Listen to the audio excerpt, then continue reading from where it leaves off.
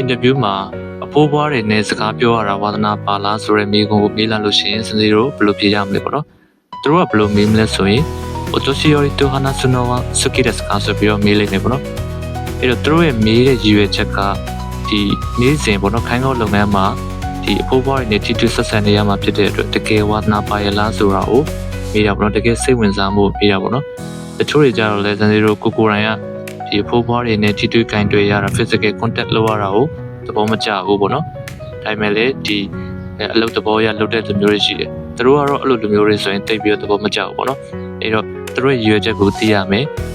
ဆိုတော့ဒီမေးခွန်းကိုမေးလိုက်တာနဲ့စမ်းစီတို့သဘောမကျဘူးလို့လုံးဝဖြေလို့မရဘူးဆိုတာကိုအရင်ဆုံးသိညမယ်ပေါ့နော်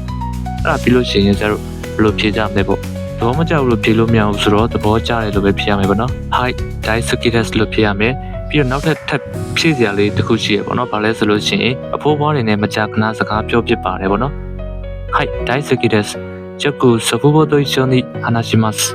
ဟုတ်ပြီနော်။ Yoku sofubo to issho ni hanashimasu. sofubo ဆိုတာအဖိုးဘွားတွေကိုပြောတာပေါ့နော်။အဖိုးဘွားတွေနဲ့မကြာခဏစကားပြောဖြစ်ပါတယ်ဆိုတော့ဒီအဖိုးဘွားတွေနဲ့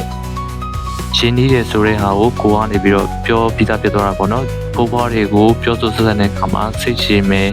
physical contact တွေလုပ်တဲ့အခါမှာမယုံမရှာဘဲနဲ့လုပ်နိုင်မယ်ဆိုတာကို